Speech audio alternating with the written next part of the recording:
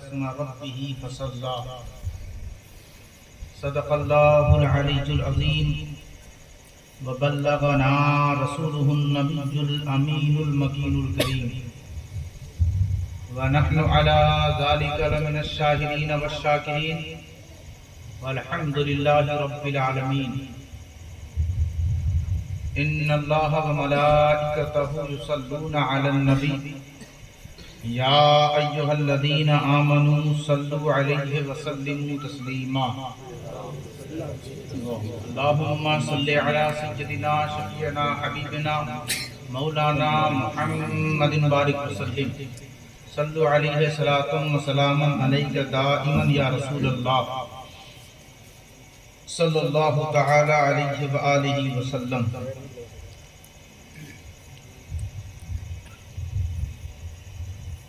حضرات محترم، آج ہم سب ایک مقدس محفل کے لیے جمع ہوئے۔ ایصال ثواب کی ارادہ ہے، لیکن یہ ایصال ثواب سے ہرگز یہ نہ سمجھیں کہ ثواب کی ضرورت صرف اسے ہی ہے جو دنیا سے جا چکا۔ جتنے یہاں بیٹھے ہیں سبھی کو ثواب کی ضرورت ہے، لیکن یہ ایصال ثواب کا بورڈ مرحومین کے لیے فکس کر دیا گیا ہے۔ جو بیٹھا ہے اللہ کا نام اور اس کی آیتیں سن رہا ہے، اسے بھی ثواب مل رہا ہے، اور وہ چاہے تو اس ثواب کو اپنے مرحومین کے پاس بھی پہنچا سکتا ہے۔ بس اسے یہی کہنا ہے کہ پروردگار اس نیکی کو وہاں میں پیش کر رہا ہوں، تو قبول فرما لے۔ قبول فرمانا، پہنچانا یہ رب کا کام ہے، ہمارا کام صرف کہہ دینا ہے۔ اب یہ دیکھنا ہے کہ کہنے میں کتنی سچائی ہے۔ کچھ لوگ یہاں سے کہتے ہیں، کچھ لوگ یہاں سے کہتے ہیں۔ جو یہاں سے کہیں انہی کا قبول ہوتا ہے، اور جو صرف یہاں سے کہیں پھر اللہ جانے اور وہ جانے۔ تو قرآن مجید فرقان حمید کی مشہور آیت کریمہ ہے، علماء سے اکثر آپ سنا کرتے ہیں قد افلح، بے شک وہ کامیاب ہو گیا، فلاح پا گیا، مراد کو پہنچ گیا۔ اس کی جو جستجو تھی، اس کی جو کاوش تھی، وہ جو محنت شاقہ کیا کرتا تھا، وہ جس کے لیے راتوں میں جاگا کرتا تھا، وہ جس کے لیے بستر پر کروٹیں بدلتا رہتا تھا، وہ جس کے لیے بازاروں میں جایا کرتا تھا، وہ جس کے لیے مسجدوں کی صفوں کیا چکر لگایا کرتا تھا، وہ جس کے لیے علماء کرام کی عزت و تکریم کیا کرتا تھا، وہ جس کے لیے محفل سجایا کرتا تھا، آج اسی نے آواز دی ہے کہ اے میرے بندے قد افلح، تیری مراد پوری ہو گئی، تیری مراد پوری ہو گئی۔ تو آنسو بہایا کرتا تھا جس کے لیے، تو رویا کرتا تھا جس کے لیے، تو جگا کرتا تھا جس کے لیے، تو وضو کیا کرتا تھا جس کے لیے، تو زکوٰۃ صدقہ دیا کرتا تھا جس کے لیے، تو عمل خیر پر کثرت کیا کرتا تھا جس کے لیے، تو جو بچوں کی پرورش کرتا تھا جس کے لیے۔ یہی تو خاصہ ہے، یہی تو خوبی ہے کہ اور لوگ کام کرتے ہیں اپنے لیے، لیکن جو اس کے ہوتے ہیں وہ اپنے لیے نہیں، اسی کے لیے کام کرتے ہیں۔ تو اس نے آج تمہیں آواز دی ہے قد افلح، تیری جستجو، تیری خواہش، تیری تڑپ، تیری لگن، تیرا جگنا، تیرا اٹھنا، تیرا بیٹھنا، تیرا قد و کاوش کرنا، آج ساری محنتیں تیرا رب قبول فرما رہا ہے۔ قد افلح، قرآن مجید فرقان حمید سورہ بقرہ کی ابتدائی آیتیں آپ پڑھیں، الف لام میم ذالک الکتاب لا ریب فیہ ھدی للمتقین الذین یؤمنون بالغیب ویقیمون الصلاۃ ومما رزقناہم ینفقون والذین یؤمنون بما انزل الیک وما انزل من قبلک وبالآخرۃ ھم یوقنون۔ اس ساری آیتوں میں اللہ عقیدہ دے رہا ہے، بن دیکھے مان لو، بن دیکھے جو چیز نہ دکھے اس کا انکار نہیں کیا جاتا، جو چیز نہ دکھے اس کا انکار نہیں کیا جاتا، اسے اللہ کہہ رہا ہے مان لیا جاتا۔ قیامت نہیں دکھتی، مانے بیٹھے ہیں، पुल सिरात नहीं दिखता, माने बैठे हैं। हश्र व नश्र नहीं सामने मौजूद, माने बैठे हैं। जन्नत नहीं देखी, माने बैठे हैं। दोज़ख नहीं देखी, माने बैठे हैं। अल्लाह नहीं देखा, माने बैठे हैं। तो अब जब सब तुमने देखा नहीं और माने बैठे हो, तो अब ये क्यों नहीं कहते कि रसूलुल्लाह कब्र में दिखते नहीं लेकिन सलामत है, महफूज है। हमारा अकीदा है कि नबी का इख्तियार है, कमालात के जामे हैं। कब्र अनवर के अंदर जैसे वो जमीन पर थे वैसे ही कब्र अनवर में मौजूद है। अल्लज़ीना युमिनून, अब जब सारे अकीदों को मान लिया ना, तो अब तुम्हारे लिए ही नमाज है। यकीमुन अस्सलाह, नमाज सबके लिए थोड़ी है। काम खा लो, घंटी बजाते फिर रहे, नमाज पढ़ो, नमाज पढ़ो, नमाज पढ़ो। नमाज किसके लिए है ये भी जानो। नमाज यजीदियों के लिए तो नहीं, मगर वो पढ़ रहे थे ना। अब नमाज हुई किसकी? हम तो यही मानेंगे कि नमाज उसी की हुई जो हुसैनी है। यजीदियों की नमाज वो पढ़ते थे जरूर, लेकिन होती नहीं थी।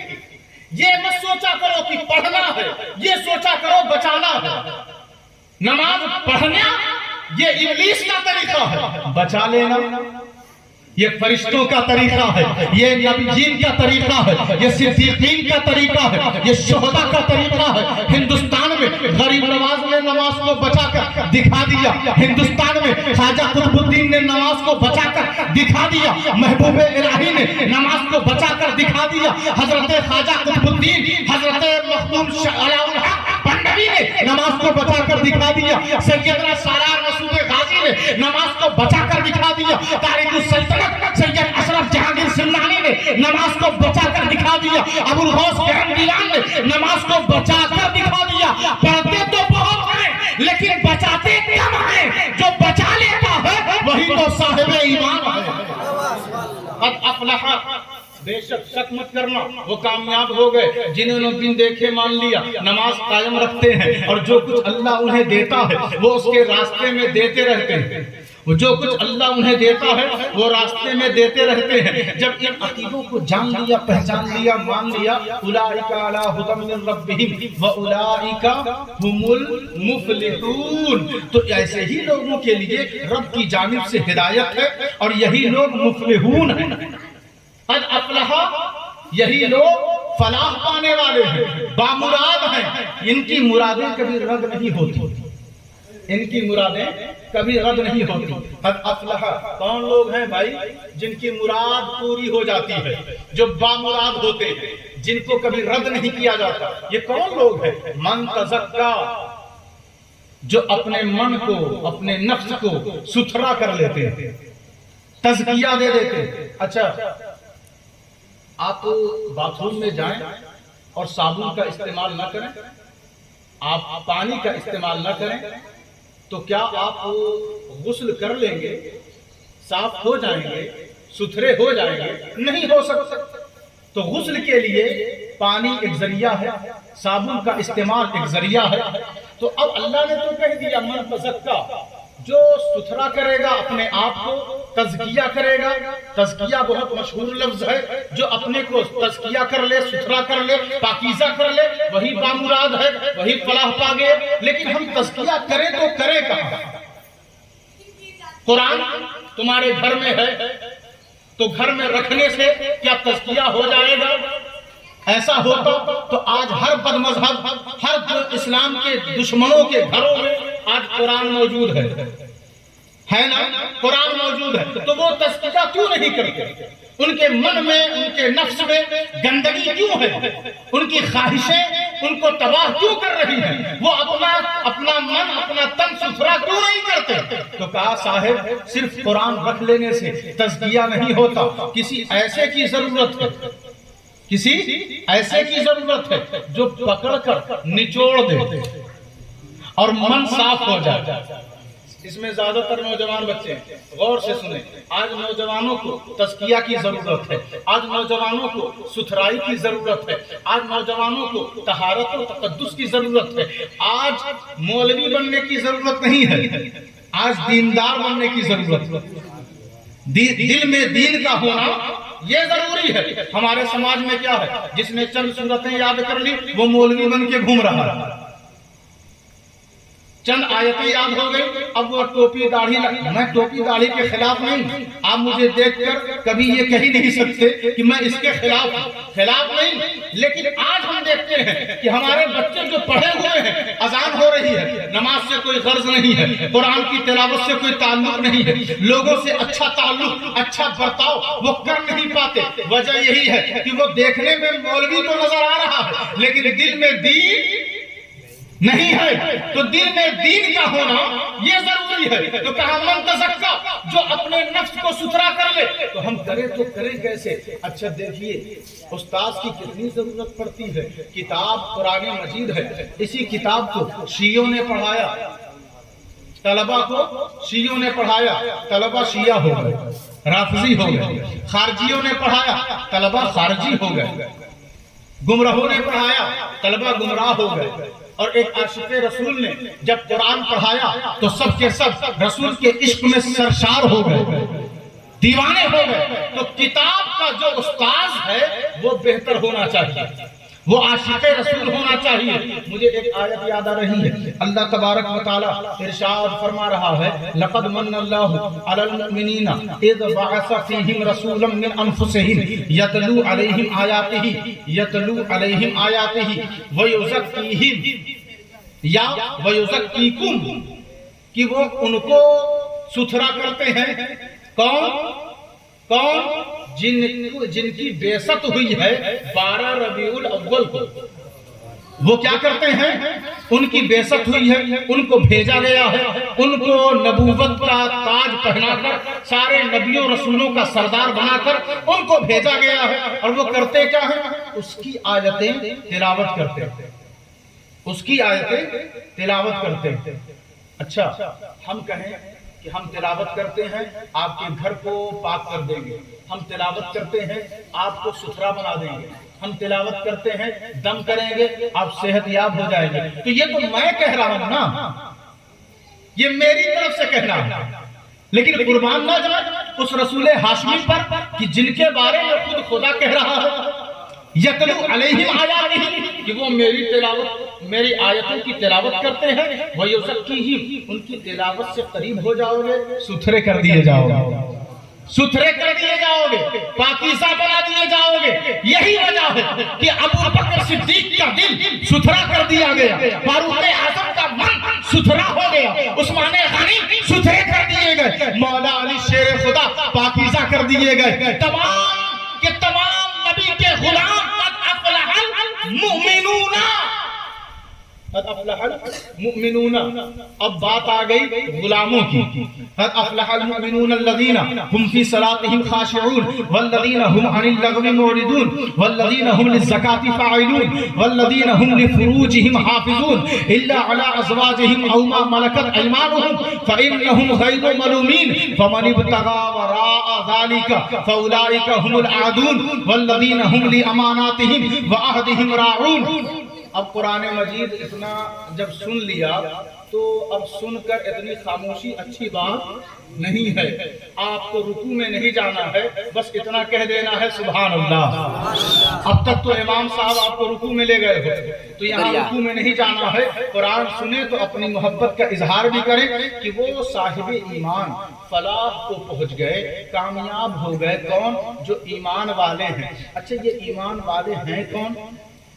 قرآن نے کہا ایمان کی ایک جگہ ہے, ایمان کا ایک ٹھکانہ ہے, ایمان کا ایک مسکن ہے. کہا اولئک کتب فی قلوبہم الایمان, اللہ لوگوں کے دلوں میں ایمان لکھ دیتا ہے. تو ایمان کہاں ہوتا ہے؟ دل میں. ایمان کہاں ہوتا ہے؟ قلوب, قلب میں. ایمان دل میں ہوتا ہے. اچھا اب جب ایمان دل میں آ گیا, ایمان جب آ گیا تو اب قرآن ہی سے پوچھیں کہ کن لوگوں کے دل میں جب ایمان آتا ہے تو ٹکا رہتا ہے, بچا رہتا ہے, سلامت رہتا ہے. تو اب قرآن ہی کہتا ہے فلا وربک لا یؤمنون حتی یحکموک فیما شجر بینہم. تیرے رب کی قسم اے محبوب, رب کہہ رہا ہے تیرے رب کی قسم اے محبوب, تیرے رب کی قسم, جو تیری بات نہ مانے وہ میری بارگاہ میں مومن نہیں ہو سکتا. جو تیری بات نہ مانے وہ مومن نہیں ہو سکتا۔ تو اب بات کیا ہے؟ حضور نے فرما دیا، حضور نے اعلان کر دیا نماز قائم کرو، میری بات ہے۔ بندے نے نماز کو لے لیا، حضور نے فرما دیا زکوٰۃ دیتے رہو، نبی کی بات ہے۔ لوگوں نے لے لیا، حضور نے فرما دیا طواف کعبہ کرو، حضور کی بات ہے، لے لیا۔ حضور نے فرمایا وضو کرتے رہو، کر لیا، حضور کی بات ہے، لے لیا۔ حضور نے کہا مسواک کرتے رہو، لے لیا۔ ہم ان کی بات لے لیتے ہیں اور قبول کرتے ہیں، کرنا شروع کر دیا۔ حضور نے کہا غسل کرتے رہو، ہم نے کر لیا۔ حضور نے فرمایا قرآن پڑھتے رہو، ہم نے پڑھنا شروع کر دیا۔ حضور نے کہا مدرسہ مسجد کو آباد رکھو، ہم نے رکھنا شروع کر دیا۔ حضور نے کہا جو جو کہتے چلے گئے ہم وہ لیتے چلے گئے۔ تو اب بس حضور نے قرآن میں سورہ حجرات میں جو اللہ نے فرمایا ہے ما آتاکم الرسول فخذوہ وما نہاکم عنہ فانتہوا، جو میرا پیارا رسول دینا اسے لے لیا کرو، اور جس سے روک دے اس سے رک جایا کرو۔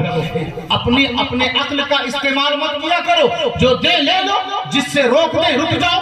اب جب رسول اللہ نے نماز دے دیا، روزہ دے دیا، حج دے دیا، زکوٰۃ دے دیا، تلاوت دے دی، صدقہ خیرات کا حکم دے دیا، سب کچھ جب دے دیا تو ساتھ میں یہ بھی دیا کہ ابو بکر صدیق دے رہا ہوں، لے لو۔ فاروق اعظم دے رہا ہوں، لے لو۔ عثمان غنی دے رہا ہوں، لے لو۔ مولا علی شیر خدا دے رہا ہوں، لے لو۔ اپنا نواسا، پیارا نواسا دے رہا ہوں، لے لو۔ عبد القادر جیلانی دے رہا ہوں، لے لو۔ اللہ کے ولیوں کو دے رہا ہوں، لے لو۔ معین الدین اجمیری کو دے رہا ہوں، لے لو۔ قطب الدین بختیار کاکی کو دے رہا ہوں، لے لو۔ حضرت محبوب الہی کو دے رہا ہوں، لے لو۔ ہم اپنی طبیعت سے قرآن کی آیت کی تشریح نہیں کرتے۔ قرآن نے جب کہہ دیا جو رسول دیں اسے لے لو، تو ہم نے دیکھا، صحابہ نے پوچھا کہ یا رسول اللہ یہ اللہ کے اولیاء ہیں کون؟ کہا جب تم انہیں دیکھو تو خدا یاد آ جائے، سمجھ لینا وہی اللہ کے ولی ہیں۔ تو اب اللہ کے رسول نے ہر گاؤں، ہر شہر، ہر قصبے، ہر محلے میں ایک ولی رکھ دیا ہے۔ یہی وجہ ہے کہ اہل سنت والجماعت بھاگ کر وہاں جا کر بتا رہے ہوتے ہیں کہ ہمارا رشتہ کسی اور قریب، کسی اور گروہ، کسی اور جماعت سے نہیں، قد افلح من تزکا سے ہے۔ قد افلح من تزکا وذکر اسم ربہ فصلی۔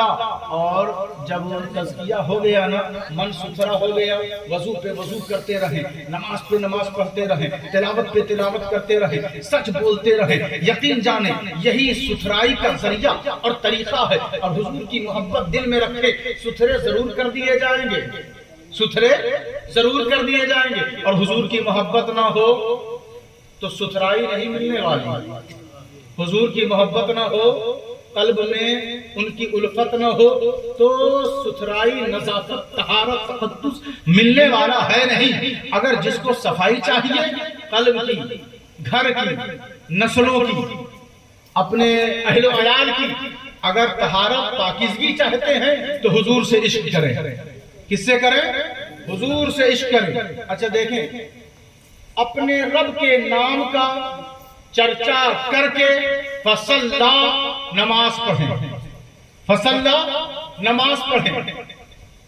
آیتیں تو بہت ساری تھی، لیکن آپ کا جو سننے کا انداز ہے اچھا لگا، سنجیدگی سے آپ سن رہے ہیں، بغور سنیں اور اس کو اپنے دلوں تک اتاریں۔ انشاءاللہ العزیز حضور پاک رسالت مآب کے صدقے میں آپ کے دل میں ایمانی شمع روشن ہو جائے گا۔ وَذَكَرَ اسْمَ رَبِّهِ فَصَلَّى، اپنے رب کے نام کا چرچا کریں۔ یہی وجہ ہے کہ صوفیہ اہل اللہ کیا کرتے ہیں، وہ زیادہ ذکر کرتے ہیں، اللہ اللہ کی زر میں لگاتے ہیں۔ اور یہی کیوں لگاتے ہیں؟ وہ گھٹنے پہ چاہتے لگا لیتے، وہ ہاتھ پہ چاہتے لگا لیتے، کہیں اور وہ زور سے بول دیتے۔ یہاں زور کیوں دیتے؟ کیونکہ جانتے ہیں ایمان یہی ہوتا ہے، ایمان یہی ہوتا۔ آپ پودا لگا دیں، گھر کے سامنے پودا لگا دیا، لوگوں نے پوچھا کس چیز کا پیڑ ہے؟ کہا نیم کا ہے یا آم کا ہے؟ کہا بہت اچھا کیا، اچھی بات۔ آج لگایا، اس کا انتظام نہیں کیا آپ نے، گھیرا نہیں، تو دوسرے دن جب نکلے کہا پیڑ کہاں گیا؟ کہا جانور کے پیٹ میں گیا، کیونکہ کوئی انتظامی حربہ آپ نے اختیار نہیں کیا، حفاظت کا کوئی انتظام نہیں کیا، وہ پودا بیچارہ مر گیا۔ جانور نے اپنا لقمہ بنا لیا، آپ مایوس ہو گئے۔ تو ایمان بھی ایک پودا ہے، ایمان بھی ایک پودا ہے۔ آپ یہ نہ سوچیں ہم عاشق رسول کے بیٹے ہیں، ہم عاشق رسول کے گھر میں ہیں تو ہمارے دل میں بھی ایمان ایسے ہی رہے، نہیں، اس کا ایک انتظام کرنا پڑتا ہے، اس کا ایک اہتمام کرنا پڑتا ہے۔ بہت سارے عاشق رسول کے بیٹے گستاخ رسول ہو گئے، بہت سارے عاشق رسول عالم دین کی بیٹیاں گستاخ رسول ہو گئی، حضور کی سیرت طیبہ کا مذاق اڑایا، تسلیمہ نسرین کا نام آپ نے سنا ہی ہوگا۔ تو آپ عاشق ہیں تو اپنے بیٹوں کو بھی عاشق بنانے کا اہتمام کریں، یہ آپ کی ذمہ داری ہے۔ یہ چند گھنٹے کے میلاد سے کوئی رسول کا عاشق بن جائے تو یہ اللہ کی مہربانی ہے، لیکن آپ توجہ دیں، اپنی نسلوں پہ توجہ دیں، اپنے بچوں پہ توجہ دیں۔ تو جب ایمان آ گیا دل میں، ایمان آ گیا تو اللہ نے کہا وَذَكَرَ اسْمَ رَبِّهِ فَصَلَّى، اپنے رب کے نام کا چرچا کرو۔ جب خوب ضربے لگاؤ گے، اللہ اللہ کی صدا بلند کرو گے، اس کے نام پاک کا لحاظ رکھو گے، پاکیزہ رہو گے، زبان کو ستھرا رکھو گے، قلب کو صاف رکھو گے۔ جب ایسا کر لیں گے آپ اور خوب ضربے لگائیں گے تو وہ ایمانی پودا روز بروز ترقی کرے گا، روز بروز ترقی کرے گا۔ اچھا دیکھیں وَذَكَرَ اسْمَ رَبِّهِ فَصَلَّى، نماز پڑھتے رہے، نماز پڑھتے رہے۔ قرآن مجید فرقان حمید نے یہ اعلان کیا إِنَّ الصَّلَاةَ تَنْهَىٰ عَنِ الْفَحْشَاءِ وَالْمُنكَرِ، إِنَّ الصَّلَاةَ تَنْهَىٰ عَنِ الْفَحْشَاءِ وَالْمُنكَرِ، یہ نماز کیا کرتی ہے؟ بے حیائی اور بری باتوں سے روک دیتی ہے۔ وَلَذِكْرُ اللَّهِ أَكْبَرُ، وَلَذِكْرُ اللَّهِ اکبر، اور جان لیں، سمجھ لیں، کبھی شک نہ کریں، اللہ کا ذکر سب سے بڑا ہے، اللہ کا ذکر سب سے بڑا ہے۔ تو اب اس آیت کو اور ذکر اللہ کو تعلق اور ربط دیکھیں کہ ایک طرف آیت کہہ رہی ہے ان الصلاۃ تنہی عن الفحشاء والمنکر، نماز بے حیائی اور بری باتوں سے روک دیتی ہے، اور ساتھ ہی ساتھ آیت کہہ رہی ہے وَلَذِكْرُ اللَّهِ أَكْبَرُ، سب سے بڑا ذکر اللہ کا ہے۔ تو اب کوئی نماز نہ پڑھے اور کہے میں اللہ کا ذکر کرتا ہوں تو وہ بھی غلط، اور کوئی نماز صرف 5 وقت نماز پڑھ لے اور کہے کہ اب مجھے اللہ کا ذکر نہیں کرنا چاہیے، اس کو یاد نہیں کرنا چاہیے، تو وہ بھی غلط۔ دونوں کا رشتہ مضبوط ہے، جہاں آپ نماز قائم کرتے ہیں وہی اللہ کا ذکر بھی کریں، اللہ کے ذکر کی محفلیں بھی قائم کریں۔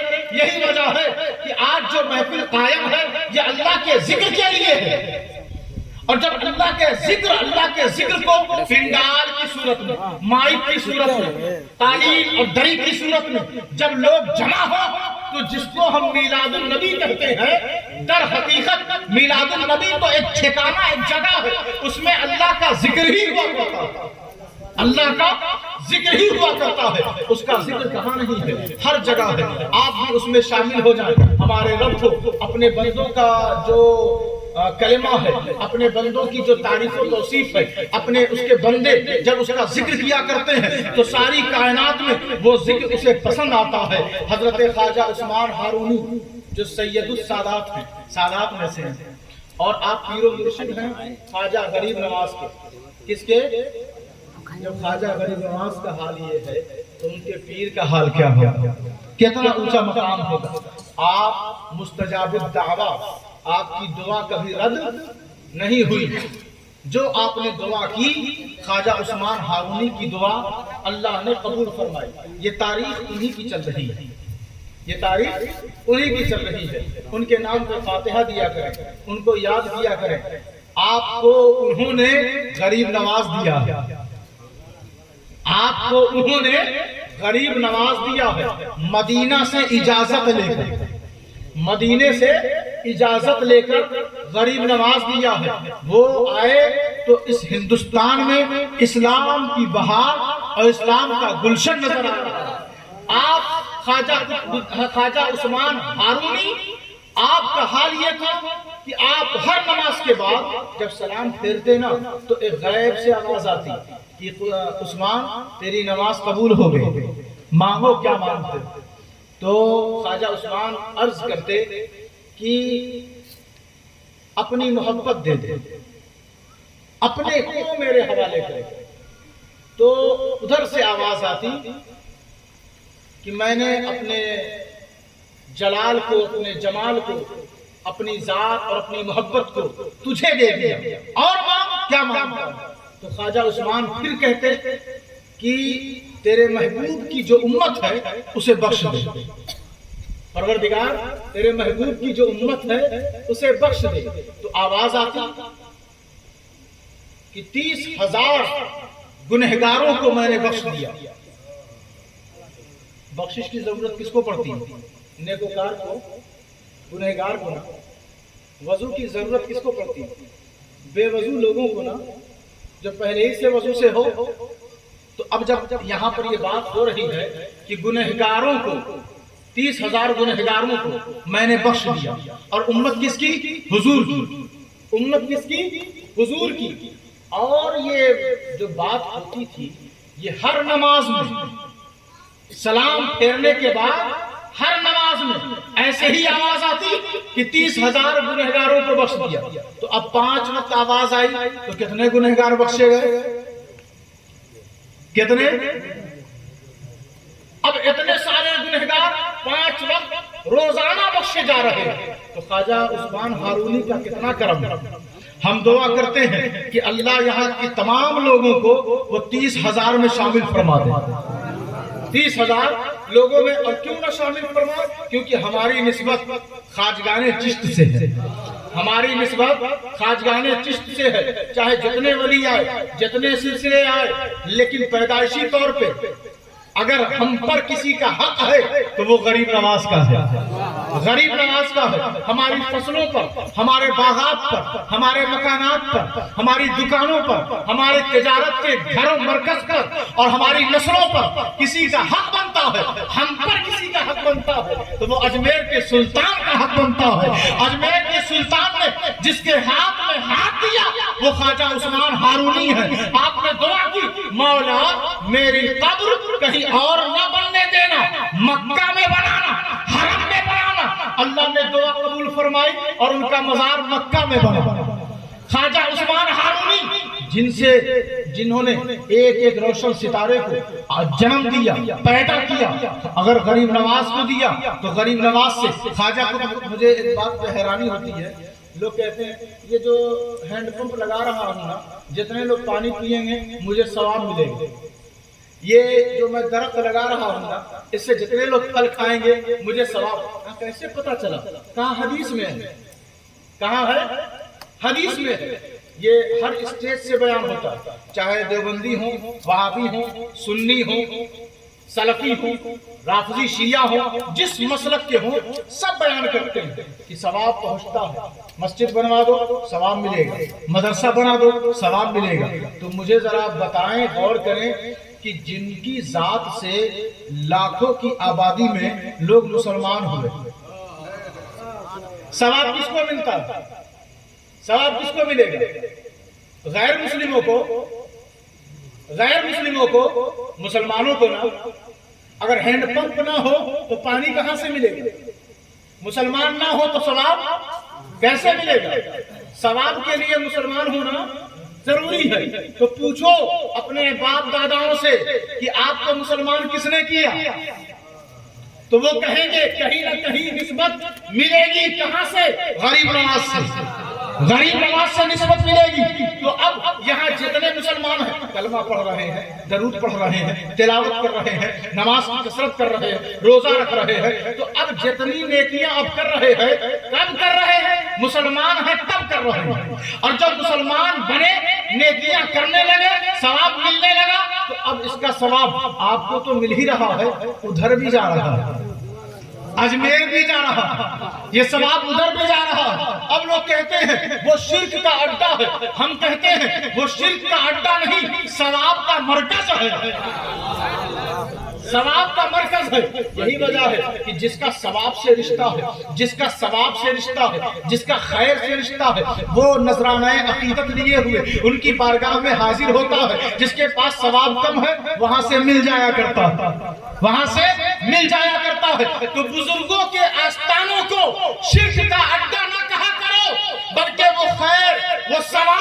کی بارگاہ ہے، مرکز ہے، یہی وجہ ہے کہ شاہجہاں دنیا پھرتا رہا، کہیں گیا تو اس نے تاج محل بنا دیا، کہیں گیا تو اس نے قلعہ بنا دیا، کہ کہیں گیا اس نے شاندار مکان بنا دیا، لیکن جب وہ اجمیر جاتا ہے تو کچھ اور نہیں بناتا، مسجد بناتا ہے، مسجد بناتا ہے۔ اس سے پوچھا گیا کہ تو بادشاہ ہے، یہاں آ کر مسجد کیوں بنا رہا ہے؟ کہا پتہ نہیں کیا بات ہے، یہاں جب سے میں آیا ہوں مجھے اللہ ہی یاد آتا ہے، مجھے اللہ ہی یاد آتا ہے۔ تو یہی وجہ ہے کہ جو اللہ والے ہیں وہی تو اجمیر جاتے ہیں، جو اللہ والے ہیں وہی تو بزرگوں کی بارگاہوں میں جایا کرتے ہیں۔ شرک نہیں ہوتا بلکہ بندہ اپنے رب سے قریب ہو جاتا ہے۔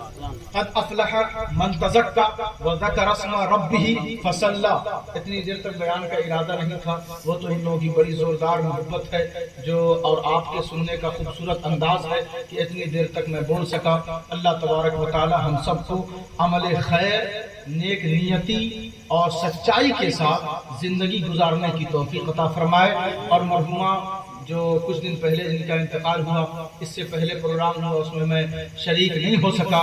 ہماری دعا ہے کہ اللہ ان کی قبر میں روشنی عطا فرمائے، اور یہاں کے جتنے لوگ اس دنیا سے جا چکے ہیں اور ان کے اندر جو بھی کوتاہیاں رہی ہوں، اللہ اپنے فضل سے اپنے محبوب کے صدقے میں ان تمام کی بخشش فرمائے۔ وما علینا الا البلاغ المبین۔ کھڑے ہو کر سلام۔